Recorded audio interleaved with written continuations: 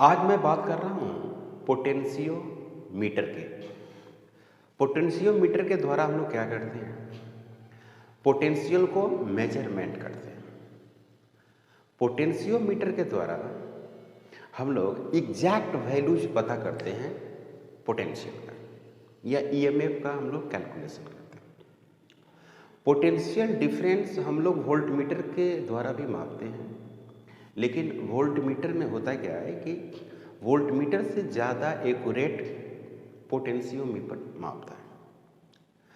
इसमें करंट बिल्कुल ही नहीं फ्लो करती है और उसमें जो वोल्टमीटर थी उसमें क्या होती है कि कुछ करंट वोल्टमीटर में चली जाती है, जिसके द्वारा पोटेंशियल एग्जैक्ट नहीं कैलकुलेट कर पाते। पोटेंशियोमीटर में होता क्या है कि एक बहुत बड़ी लेंथ की वायर होती है। जैसे ए से बी एक बहुत बड़ी वायर है, मेटल वायर है, लिखा हूँ वायर ए से बी। इससे एक हम लोग क्या करते हैं, सेल को जोड़ देते हैं, जिस सेल में एक ईएमएफ है, इंटरनल रेजिस्टेंस है, की है और वेरिएबल रेजिस्टेंस है, जिसको हम लोग रियोस्टेट बोलते हैं। अब इस वेरिएबल रेजिस्टेंस का मान आप बढ़ा घटा सकते हैं। अगर यहाँ पे रखते हैं तो ये वेरिएबल रेजिस्टेंस का मान 0 हो गया और यहाँ पे रखेंगे तो मैक्सिमम हो गया। अगर बीच में रखते हैं तो 50% रेजिस्टेंस आप सर्किट में लिए हुए हैं और 50% रेजिस्टेंस सर्किट से बाहर है। अब इसमें क्या है कि जो आप प्राइमरी जो पहले जो इस ईएमएफ देते हैं, इंटरनल रेजिस्टेंस दे रहे हैं, इसको हम लोग नाम दिए हैं प्राइमरी सर्किट। ये ओवरऑल जो है ये प्राइमरी सर्किट इसको हम लोग बोलते हैं, प्राइमरी सर्किट। अब यहाँ पर क्या है कि जैसे मान लीजिए कि हमको इसका ईएमएफ कैलकुलेट करना है, इसकी कितनी ईएमएफ की वैल्यूज होगी ये हमको कैलकुलेट करना है। तो इस लेंथ के हिसाब से, ये जो लेंथ है इस वायर की, इस लेंथ के हिसाब से हम लोग ईएमएफ का कैलकुलेशन करते हैं।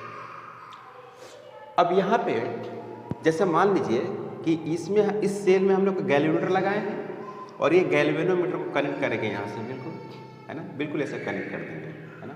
तो क्या हो जाएगा कि ये डिफ्लेक्शन अगर 0 शो किया तो यहाँ से यहाँ की जो लेंथ है, ये लेंथ वो इसका मेजरमेंट कर देंगे।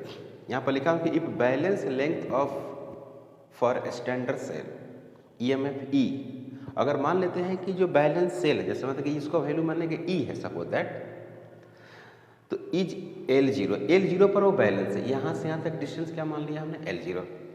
देन पोटेंशियल ग्रेडियंट बराबर होगा ईएमएफ बटे L0। पोटेंशियल ग्रेडियंट या वेलोसिटी ग्रेडियंट या किसी भी तरह की जो ग्रेडियंट होती है, जैसे कि हम बात करें टेम्परेचर ग्रेडियंट की, तो टेम्परेचर ग्रेडियंट जो होगी वो टेम्परेचर बाई लेंथ होगी। अगर हम बात करें वेलोसिटी ग्रेडियंट की तो वेलोसिटी बाई लेंथ होगी। अगर हम बात करें पोटेंशियल ग्रेडियंट की तो पोटेंशियल बाई लेंथ होगी। ग्रेडियंट वर्ड जो है, जिस क्वांटिटी की आप बात करते हैं उसी क्वांटिटी में लेंथ से अगर डिवाइड करते हैं तो आपको ग्रेडियंट क्वांटिटी मिलती है। तो पोटेंशियल ग्रेडियंट जो हो गई वो E बटे L0 हो गई। कहने का मतलब ये हुआ कि आपको ईएमएफ में, अगर ईएमएफ आप कैलकुलेट करना चाहते हैं तो पोटेंशियोमीटर में 2 तरह की सर्किट होती है। एक जो सर्किट है वो है प्राइमरी सर्किट और दूसरी जो है वो है सेकेंडरी सर्किट। प्राइमरी सर्किट का ईएमएफ ई है और सेकेंडरी सर्किट का ईएमएफ ई डैश है। जो सेकेंडरी सर्किट को आप जब ईएमएफ कैलकुलेट करिएगा वो किससे करिएगा, प्राइमरी से ही करिएगा, तो कभी भी सेकेंडरी का ईएमएफ प्राइमरी से ज़्यादा नहीं हो सकता है। जैसे ई डैश लेस देन ई हमेशा रहेगा। ओके, तो ये सर्किट है। अब इसमें करना क्या है, सबसे पहला जो हम काम कर रहे हैं वो है क्या, comparison of EMF of 2 cells. हमारे पास 2 सेल्स दिए हुए हैं, इन दोनों सेल्स का हम लोग ईएमएफ को कैलकुलेशन करना चाहते हैं, यानी कंपैरिजन करना चाहते हैं। तो एक है E1 और दूसरा क्या है E2। हम मान लेते हैं कि हमारे पास 2 ईएमएफ है, एक हो गया यहाँ पर ईएमएफ क्या हो गया, E1 हो गया इसका नाम E1 है और इसका नाम हो गया E2 हो गया। क्लियर है? ओके, ये है आपका मेन जो सेल था, रियोस्टेट लगा था, यानी ये हो गया प्राइमरी सर्किट। आप इसको लिख सकते हैं यहाँ पे, ये है प्राइमरी सर्किट और ये है आपको सेकेंडरी सर्किट। यहाँ पर दिया हुआ है गैल्वेनोमीटर, यहाँ पर दिया है जॉकी, यहाँ पर जे दिया हुआ है, यहाँ पर जे एडिस दिया हुआ है। ओके, अब यहाँ पर देखिए, we know that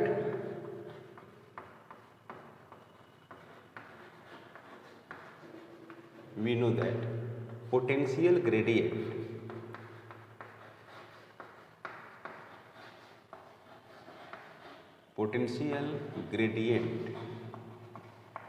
is equal to EMF divided बटे L। ओके, यानी E डिवाइडेड बटे L। सपोज दैट कोई L लंबाई की हो, जो भी अपना है ना, L हो गई, तो इसको हम लोग पोटेंशियल ग्रेडियंट का हम लोग सिंबल कह देते हैं, X दे देते हैं, X is the potential gradient. यहाँ पे ऐसे भी लिख सकते हैं ओवर, और इस तरह से लिख सकते हैं ओवर, और बाद में लिखेंगे इसको। अब यहाँ पर देखिए, पहले हम क्या करते हैं, इसको क्लोज करते हैं, इसको क्लोज कर दिया, तो इसके लिए जो जॉकी है वो कहाँ चला गया, वो चला गया जे पे चला गया। मतलब कि जैसे क्लोज किए तो यहाँ पर हम जॉकी को यहाँ पर टच कराए मेटल वायर पर, तो यहाँ पर लंबाई कितनी मिली, L1। ये L1 लंबाई पे जाके यहाँ पर मिल गई, ये वाला पॉइंट है ना, L1 लंबाई पर। जब इसको हम इसको क्या किए, इससे कनेक्ट किए तब 2 से। Okay, kilometre. तो यहाँ पर लिखेंगे कि वैन, क्या लिखते हैं, वैन 1 and 2 क्लोज कर दिया, close, then pointer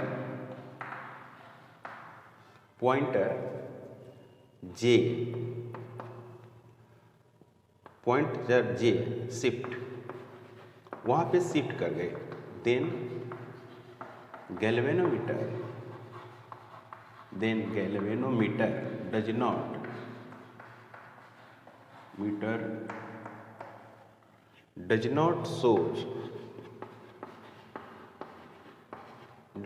show any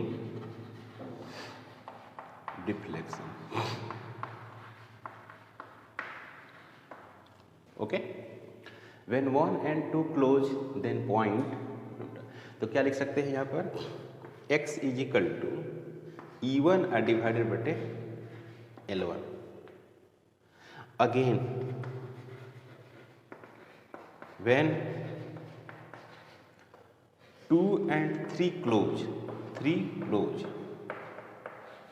pointer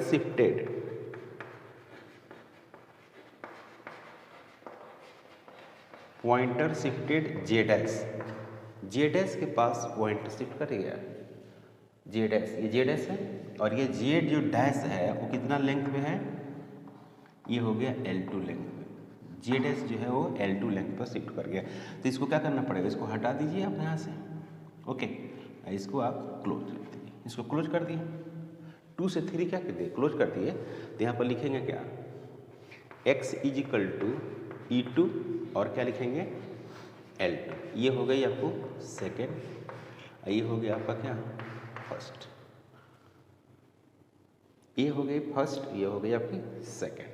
तो फ्रॉम फर्स्ट एंड सेकेंड से क्या मिल रहा है, EMF का रिलेशन मिल रहा है लेंथ के according.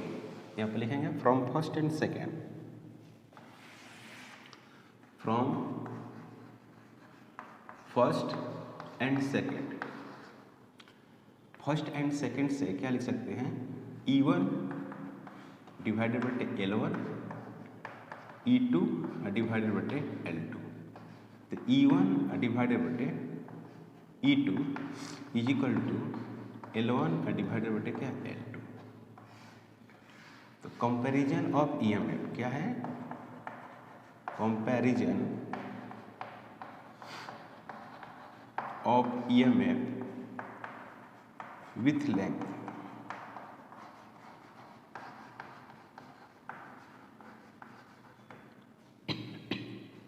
Comparison of EMF with length. Length से आप ईएमएफ को कैलकुलेट कर सकते हैं, यानी कहने का मतलब ये हुआ कि ईएमएफ जो है डायरेक्टली प्रोपोर्शनल एल है। अब यहाँ पर देखिएगा, जितनी ज़्यादा लंबाई बढ़ेगी उतनी ज़्यादा ईएमएफ भी बढ़ेगी। अब इस बात को अगर हम समझना चाहेंगे तो नोट में आप लिख सकते हैं, नोट में आप ओम्स लॉ से जान सकते हैं वैल्यूज को। जैसे मान लीजिए कोई मेटल वायर है, उसकी लंबाई कितनी है, एल है, तो नोट में अगर हम बात करें V इक्वल टू होती है I इंटू आर होती है, ओके। या EMF फिजिकल टू आप लिख सकते हैं I इंटू कितना, R।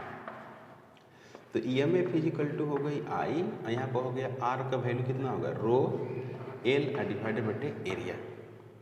तो ये सब क्या हो गया, कांस्टेंट हो गया।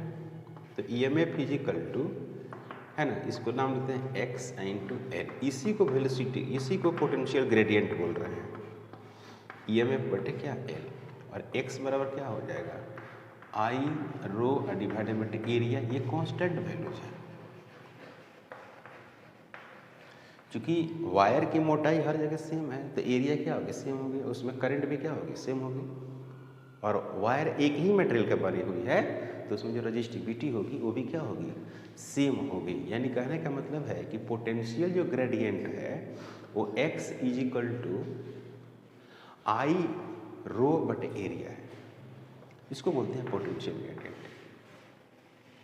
इसी को बोलते हैं पोटेंशियल ग्रेडियंट। यानी पोटेंशियल ग्रेडियंट,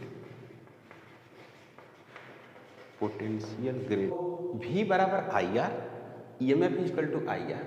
EMF बराबर आप R को लिख सकते हैं ना, R बराबर इतना होता है, R इक्वल टू क्या होता है, रो एल बटे एरिया, ऐसे लिख सकते हैं, ओके। यहाँ लिखते हैं तो इसको, ये सब कांस्टेंट है तो ये हो गया। तो x, ये कांस्टेंट को x I रो बटे एरिया, ये सब कांस्टेंट है। Current constant, resistivity constant, area constant, constant. इसी का नाम है पोटेंशियल ग्रेडियंट। देख रहे हो ना, I रो बटे एरिया। और यहाँ पर क्या, EMF is equal to potential gradient into L.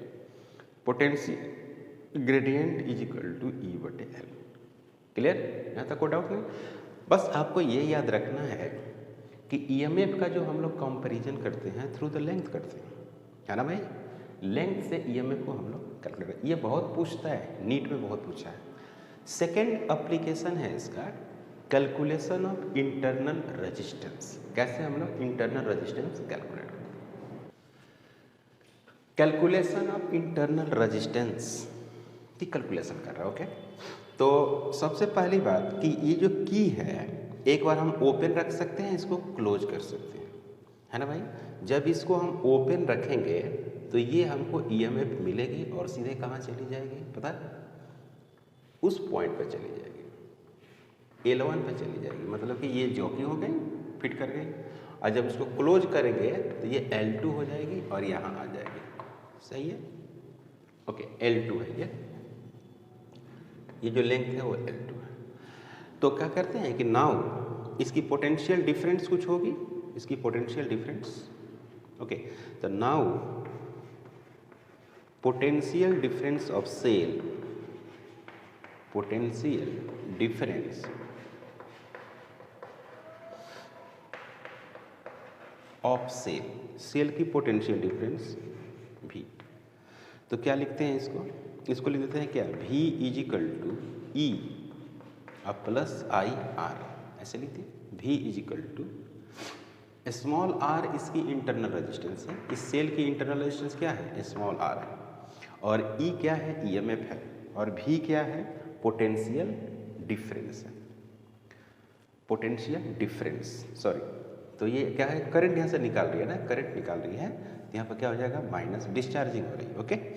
हमें क्या कैलकुलेट करना है, हमें I कैलकुलेट करना है, यहाँ से सॉरी स्मॉल r कैलकुलेट करना है। तो small r is equal to I into R is equal to E minus V, okay. तो यहाँ पे आप क्या कर सकते हैं, जरा देखिए, तो यहाँ पे लिखिएगा small r is equal to E minus V divided बटे I। इसको लिखते हैं इक्वेशन नंबर फर्स्ट।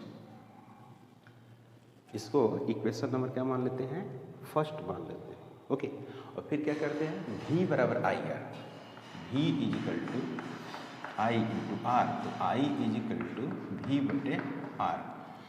अब यहाँ पर इसको पुट कर देते हैं, इसकी वैल्यू को यहाँ पुट करते हैं, तो स्मॉल आर इजिकल टू क्या मिल जाएगा आपको, ई माइनस वी डिवाइडेड बटे v डिवाइडेड बटे R, small R is equal to E minus V into V into R divided बटे v, small R is equal to E divided बटे v माइनस 1,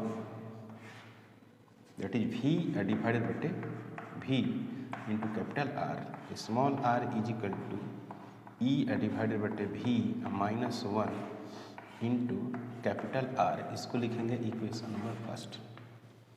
यहाँ तक कोई डाउट? मैंने क्या लिख दिया कि जो v है पोटेंशियल डिफरेंस, ये करंट निकाल रही है, इसकी पोटेंशियल डिफरेंस क्या होगी, डाउन होगी सेल का। तो v is equal to E minus I R is equal to E minus V, R is equal to ये लिख दिया, v बराबर आई आर करके यहाँ पर मैंने पुट करके ये रिलेशन लाया है। ओके, अब क्या करते हैं यहाँ पे कि वैन स्विच जो की है वो क्लोज कर देते हैं,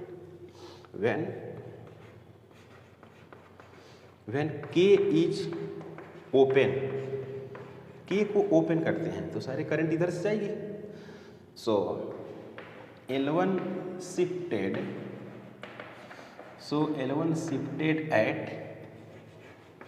एट कहाँ पे, J। L1 कहाँ शिफ्ट कर जा रहा है, J पे शिफ्ट कर जा रहा है, तो उसको क्या लिखिएगा, E is equal to X, E is equal to क्या लिखेंगे, x, और यहाँ पे लिख देंगे L1, है ना। तो x is equal to potential gradient बराबर क्या होगा, पोटेंशियल ग्रेडियंट बराबर हो जाएगा E डिवाइडेड बटे E, अब बटे L1 लिख सकते हैं डायरेक्ट, यहीं पर आने दीजिए, कोई दिक्कत नहीं है। तो E L1 होगा। Again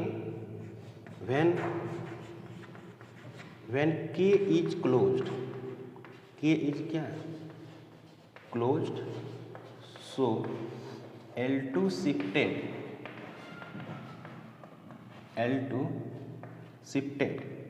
eight Z dash, L2 shifted at Z dash, L2 shifted at Z dash, तो Z डैश पे शिफ्ट हो जाती है, तो वहाँ पर क्या मिलेगा, V इजिकल टू मिलेगा x इंटू L2 मिलेगा। तो नाउ फ्रॉम ए से अगर हम पुट करें तो क्या मिलेगा, स्मॉल आर इजिकल टू क्या मिलेगा बच्चों, स्मॉल आर का वैल्यू ये है, तो स्मॉल आर इजिकल टू ई का वैल्यू लिखेंगे, ई का वैल्यू क्या लिखेंगे, एक्स L1, तो ई का वैल्यू हो गया x और L1, x L1 डिवाइडेड बटे x L2 minus 1 into are,